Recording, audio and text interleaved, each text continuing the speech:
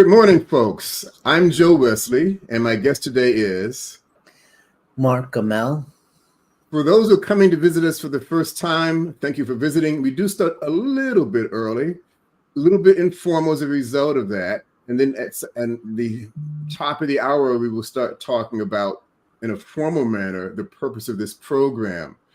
I stumbled across Mark through a networking group, I believe, yes? Yes, sir. Okay, that's a silly question. What part of the country do you live in? I'm in Orlando, Florida. Fair enough. And I'm somewhat close, but not quite there. I'm in Atlanta, Georgia. So to say I met him in a shopping mall is not going to work as a storyline as I think about it. But again, it's a little bit early for those who are the early birds. We are now going into the formal session. Again, I'm Joe Wesley, and my guest today is Mark Amell. Mark, thank you for being part of our group today. For those who are seeing us for the first time, welcome. Thank you for visiting. For those of you who are coming back, we really appreciate that. The purpose of today is to follow my tagline. I don't claim that I see dead people, but I will discover something unique about you didn't know about that gives you a distinct advantage over your competition in your ideal market. And I call that your secret sauce.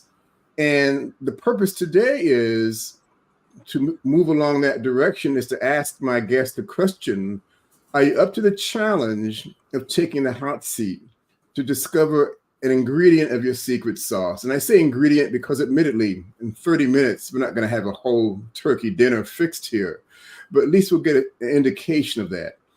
And I start off by asking, which I'm going to do to Mark now. Mark, what's your favorite pastime? I enjoy spending time with animals. Okay. How long has that been for? No, excuse me. I'm assuming you weren't a frat guy in college. You said animals. You mean in a literal sense and not a virtual sense, yes?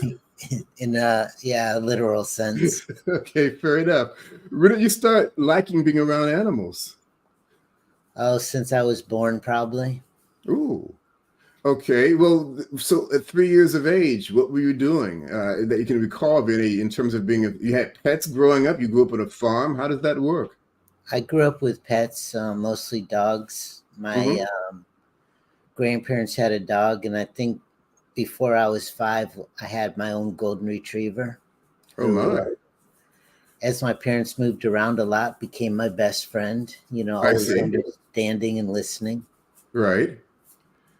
So the animal or the pet, your dog, wasn't simply a matter of a pet. It was also, you said, your best friend, yes? So what did your best friend offer you that human beings didn't offer?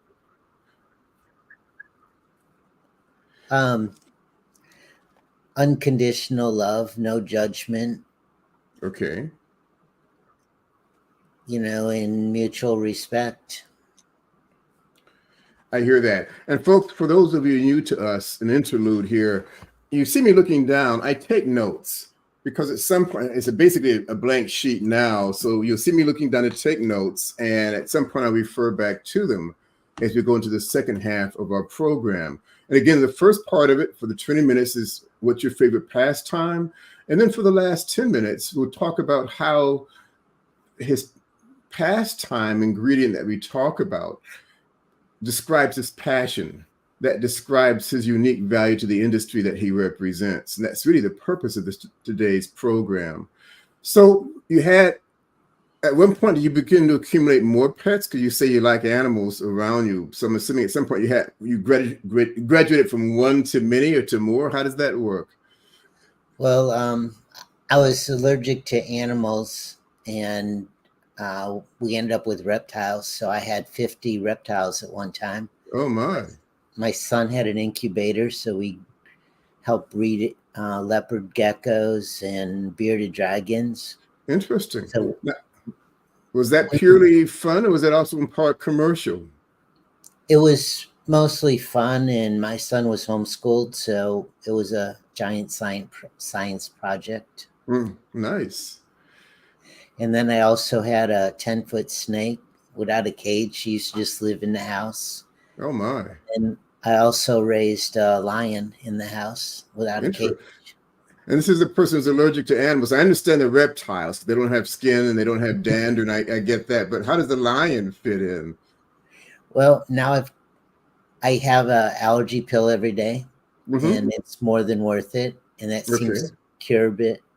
Um, Now I have four bigger dogs. They go from 85 pounds up to 130 pounds each. Busy. Why the lion? Was it a saved animal, or it wasn't like a pet store you walked by, I would think. My little no, my little sister came home with what we thought was a kitten, but it had a chain and we couldn't figure that out. Couldn't figure where Ah, it belonged. ah. So I said, "That's okay. I'll just take care of it and raise it." And it Hmm. just kept growing. And I talked to a zookeeper, and she said I had a lion. Interesting. Now, I assume you lived on a farm because certainly if you're in New York City, you can't keep a lion in your house and get away with it. What type of, how did that I was work? We had a lot of property, Hmm. a lot is in a couple acres. And then I went to University of Connecticut and I had a place that was large, Right. but so there was enough room for the lion to go outside and walk around and come back in. Now, I'm curious. I'm wild. Anybody that has a mouth, any animal that has a mouth bigger than my foot makes me nervous. I will admit that. So I'm trying to imagine a lion having free range on a 2 acre plot of land. Is that what I'm looking at here? What's It is, and but when you raise them, just like you're raising kids, you have right? outside parameters, but you respect them to make the decision and you respect their instincts. So learning about them as they're learning about us, Hmm. makes that work. And I set boundaries for her, but I hear that. it's I've always loved cats, and I had a dog growing up, but I was somewhat always involved in studying, busy with that, and I didn't have the time to walk the dog 2 or 3 times a day. It was simply not physically available growing up in an urban environment. But I read something yesterday, or not yesterday, within the last several months, that cats, you think they're the best friends of you, but if you were smaller than them, they probably would eat you like they would anything else. So that's why I was asking about the lion concept, that they are by instinct predators. If something runs, they'll chase it. But you're saying obviously you had no problem with it. The neighbors didn't complain about it. There were no missing dogs or sheeps in the area, so everybody was happy, I guess. Yes. yeah, everybody was happy. She knew that she was fed well. Hmm. She didn't have the desire, and you can tell when an animal is having a bad day, and you just talk to them and spend some time with them. Okay, that sounds like it's better than being around a human being, perhaps. You may not be able to tell, and there's not much to talk. I don't want to talk about it, perhaps, the syndrome. That's intriguing. So you had, if I understand correctly, the animals because it was good companion for you. If I get the understanding that if you gave will to them, they would give will back to you. Yes, is that part of it? Yeah, and it's to me, it's always positive conversations. Hmm. You explain to them that they did something wrong, but you don't dwell on that because they want you to make you happy just as much as you want to make them happy. Okay. Did you ever have and again, if you have collective of anybody, I'm assuming including animals, there can sometimes be disputes, there can sometimes be disagreements. Did you have a flavor of handling if 4 or 5 dogs that it's got to be an alpha male, alpha female, or am I just making this too simplistic, the concept of it? Now I have the four I have now, they're bigger than I am, so, Hmm. but I have pack dogs. So I have an alpha that's very strong. Right. And the worst thing you can do is interfere with that pack hierarchy and pack decisions because then you have to do more. Right. So, as an example, I'll start looking for where they are at 10 o'clock at night and she's got them all tucked into bed. That's interesting. So, and she'll come and tell me it's time to go out. and play and then get ready for dinner. And she gets everybody up in the morning. She knows where everybody is all the time. Interesting. So you perpetuate or enable the alpha structure because it works, if I Because hear it correctly. works. Okay. Yeah, and that makes them happy. And it's a lot easier for me. Try to spend time with each one of them every day. Right. But I let the alpha run the pack. Mm-hmm. And then I also have, because my alpha's only 3, I have a 9-year-old husky. Right. And he's the patriarch. So he Mm. watches out for everybody and uses his experience and communicates to the alpha. Interesting. But the alpha makes sure that she spends time with each of them every day and plays with them like they like to be played with. Right. So she understands what they need and when they don't need. If my other girl is feeling a little out of sorts, she'll sit and lay down with her for a while. Oh, that's interesting. So I, I'm intrigued how animals have far more intelligence than humans give them credit for, and I gather you rely heavily on that. Yes, that concept. I do, and it's. I was telling somebody the other day that I think family psychiatrists at all should study pack animals just to see how they interrelate Mm-hmm. and maybe get some lessons from them.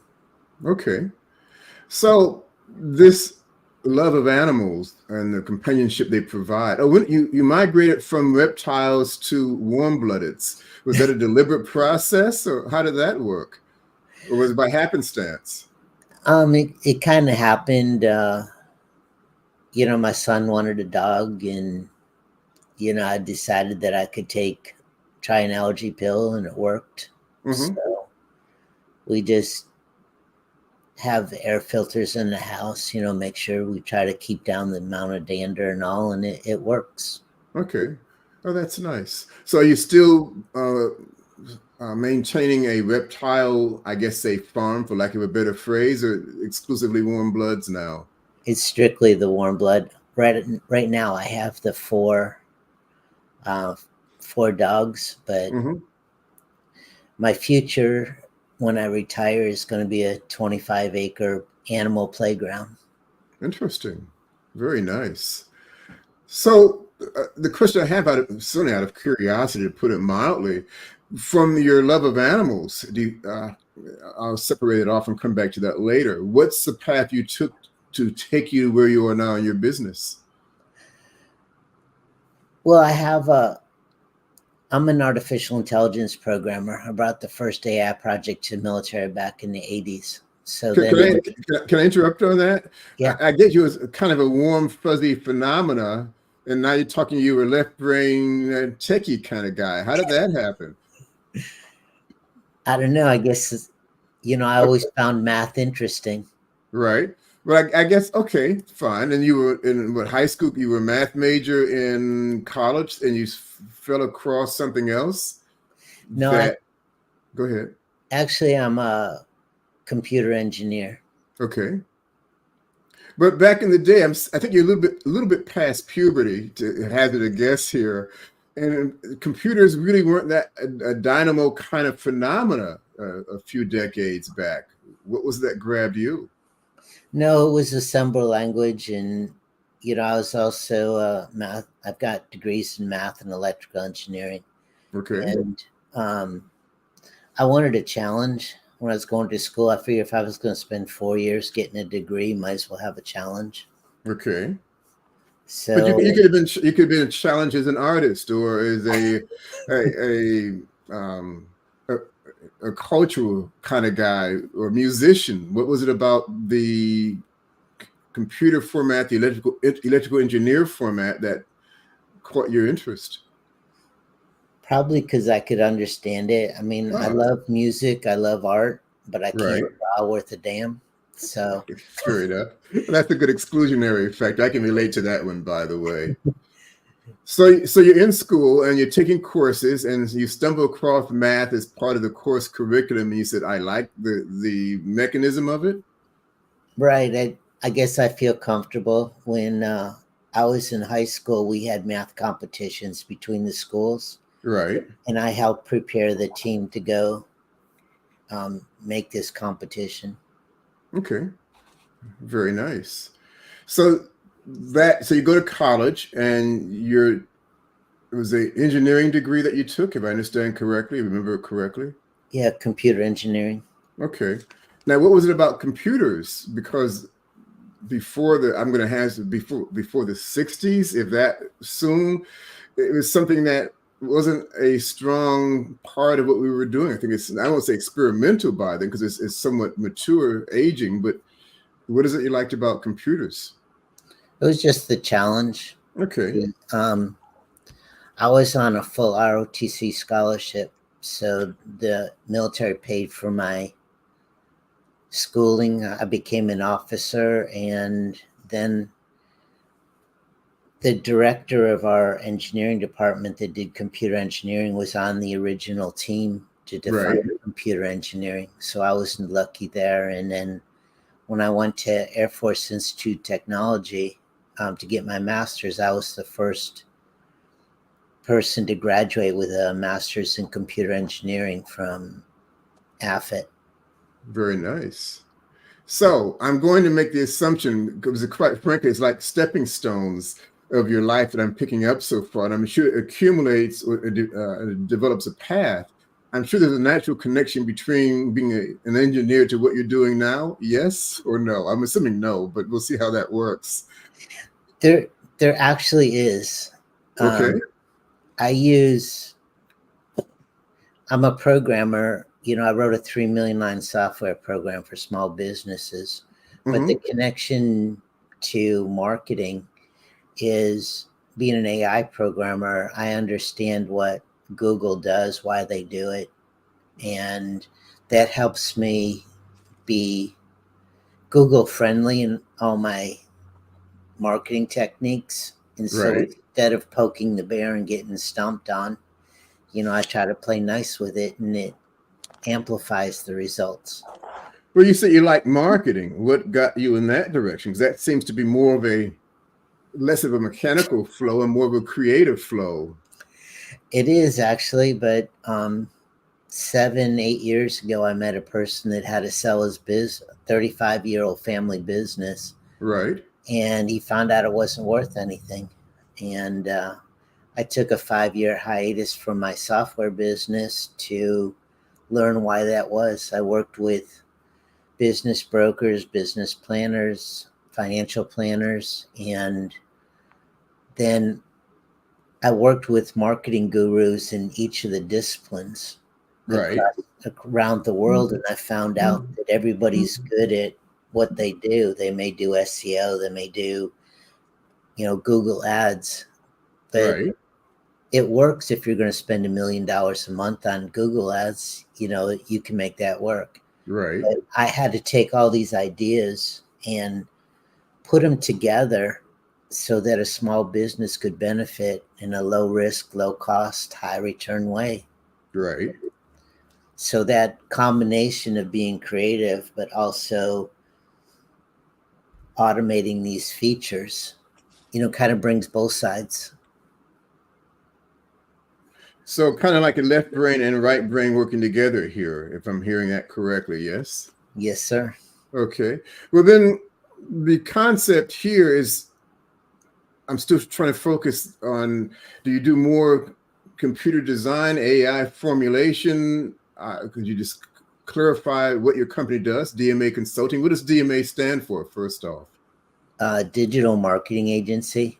What I've Okay. done is I've created 30 ways to internet market. Okay. And the statistic is that 86% of struggling small businesses use one or two marketing techniques. Right. $1 million small businesses use more than 10. So I bring in 30 and we find the right 10, 12 that work for them. Right. So it greatly enhances the results. I see.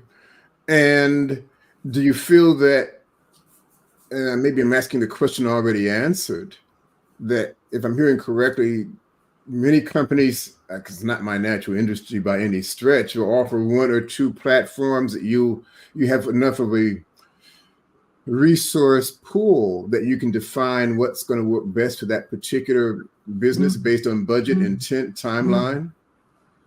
Yes, sir. Like if you start from the beginning, you have to get leads. You need a sales funnel to define it and pick out the ones that you want. Right. You have to have a CRM to keep customer retention going.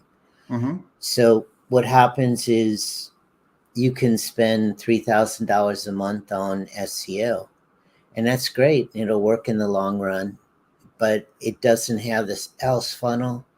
It doesn't have the CRM, so that when you get a new customer, he falls on the floor if he buys or doesn't buy. Right. So with my software company, for instance, I have 40 customers that pay me residual income every month, and I was able to go 20 years without a marketing budget because I paid the bills. And once we get them to that point, then they can grow in a solid foundation.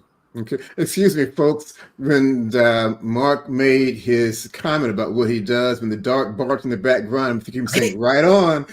You timed that well. That's my alpha. Fair enough. The guy's marketing himself all the time. Even his animals are doing it for him. That's funny. This is the live performance. I should say that for those who are visiting us for the first time. I'm going to do a slight commercial break. For those who are looking at it, it's likely through one of three avenues: LinkedIn, Facebook, or YouTube. There's a description section that's a part of this program. So for those of you who want to know more about Mark, please feel free to look at his description, look at his contact information. And for myself also, if you'd like to know more about what I do, perhaps for you, taking your hot seat challenge, we welcome, along with that, any comments you make. If you make a thumbs up or a comment or even a thumbs down, we'll respond back to you. We do audit our comments made. So please remember to share us, to comment, any critique, anything positive. We'd love to hear you from that. And please come back and visit us again. And certainly look at Mark's description and visit him too, with his contact information provided. So I'm going to share with you, the audience, and with Mark, my sense here of what I've picked up. I'm going to refer to my notes now, so I'll be looking down a little bit. That what I get from you, I understand the issue of liking animals, and they tend not to have judgment. I think they do, because they may disagree with you at times. But having said that, what you show is an appreciation first for the awareness of animals, what they do, how they do things. You mentioned the alpha male. I've never heard anyone volunteer the description of multiple pets, that there's an alpha format going on. And maybe most people only have one or two animals. It's not too small of an environment to make that commentary. But you show an awareness of that and a respect for it and appreciation for it. You also talk about the fact that it takes work to raise animals to some degree, even with a lot of space, if nothing else, to be aware of the dynamics of it and to respect it and to enable it. You say you like a challenge, and you jump on it for that reason. You talk about being the first to achieve a certain goal in the service that you were a part of. What branch of the service were you were in? You said an officer. I was the Air Force. Okay, fair enough. And you got a degree in the Air Force. That you said you were the first to accomplish that. Yeah, the first with a master's in computer engineering. Okay, fair enough. So it shows that you take the initiative. It shows that you're not put off by a challenge. If anything, it sounds like you get absorbed into it, because everything I've heard about the reptile part, the warm-blooded part, it's more than simply a cursory or superficial, I'll say, non-awareness, that you really get involved in what you do. And I think you have an innate curiosity. Something grabs at you. You will work with it. You move it in that direction. You like challenges, and you didn't say that, but I get that doesn't put you off. And it's maybe the same thing as you absorb into your curiosity. The challenge of it does not deter you from moving in that direction. Am I off the wall on this? No. I do get absorbed into it. And, one of the biggest challenges when I found this guy didn't have any money after he sold his business was Hmm. I wanted to come up with a solution for small businesses that they could survive and thrive and not go out of business. Right. And I think with the 5 years I put into studying marketing, I think I have a unique perspective on how to help them. And, my goal is to be a industry disruptor. Okay. I want to come in and do something different so that these small businesses will have a nice retirement.